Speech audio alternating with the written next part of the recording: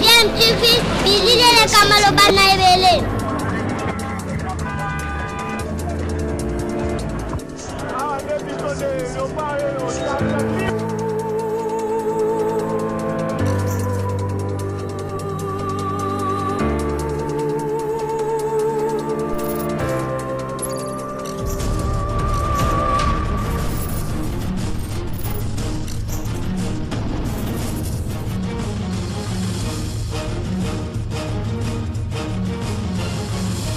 DMTV toujours en avant.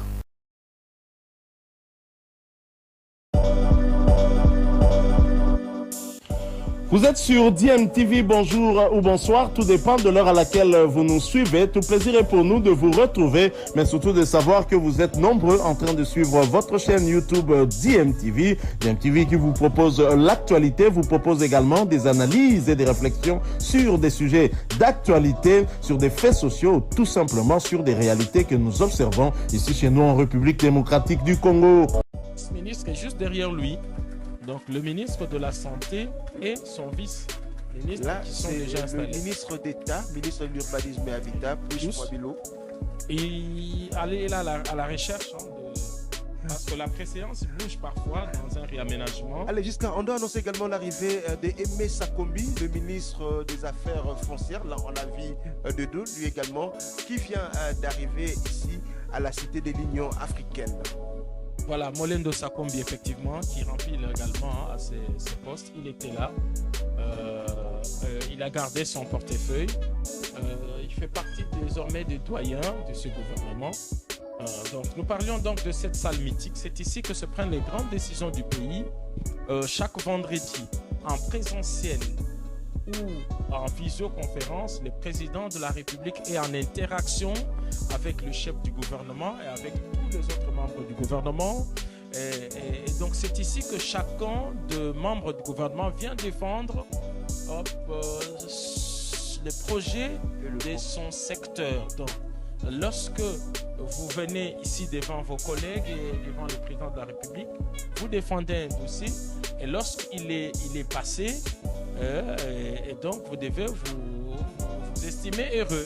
Allez, dans cette salle, ce qu'on découvre, il y en a ceux qui sont des habitués, qui n'ont pas de problème pour retrouver leur place, mais il y en a ceux qui découvrent pour la première fois cette salle. Comme le vice-premier ministre de l'Intérieur qui est entré. En termes de préséance, ouais. C'est lui qui voilà, il a retrouvé sa place.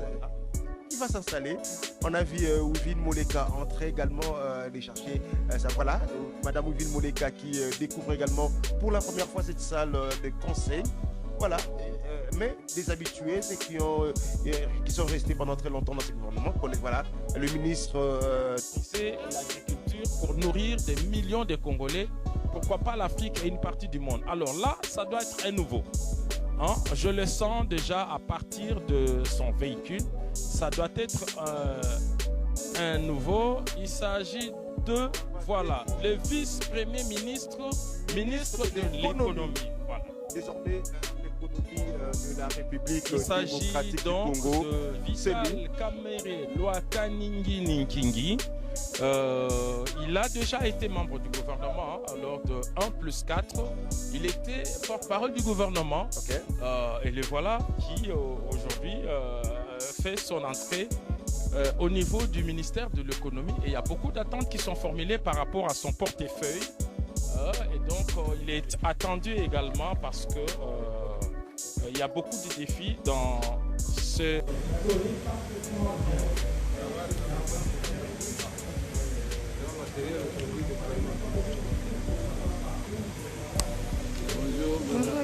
Bonjour, oui.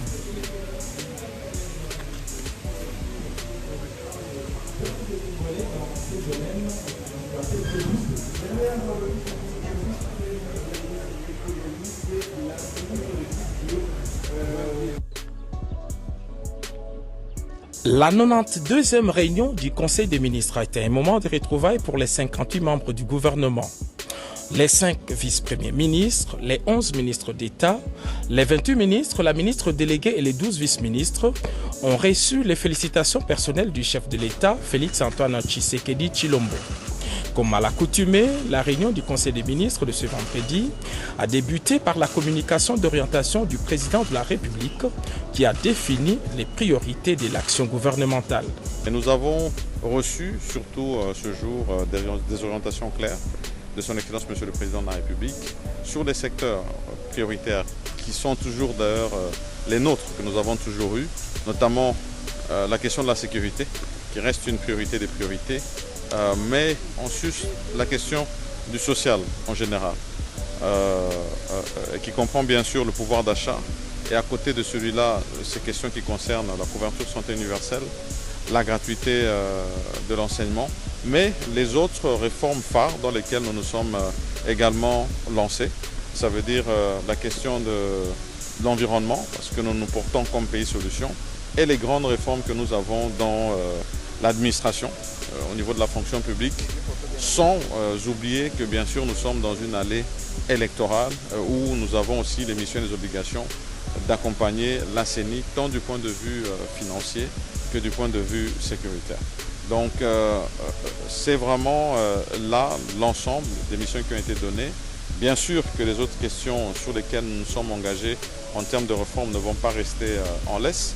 Nous allons continuer. Chaque ministre sectoriel a le devoir de redoubler d'efforts dans les actions déjà accomplies dans le cadre du gouvernement pour faire mieux et vraiment rencontrer sa vision telle qu'elle a été traduite dans le programme du gouvernement qui avait été défendu au Parlement le 26 avril de l'année 2021. Et donc très engagés dans ce combat, nous allons continuer. Nous avons réitéré tout le dévouement du gouvernement de la République, avec moi-même à sa tête, mais tous les autres membres du gouvernement, dévoués à ce que nous puissions accomplir justement ce programme du gouvernement qui traduit la vision du président de la République, telle qu'attendue par notre population, qui, elle, bien sûr, attend des actions assez rapidement du gouvernement, le temps qui est imparti de cette année.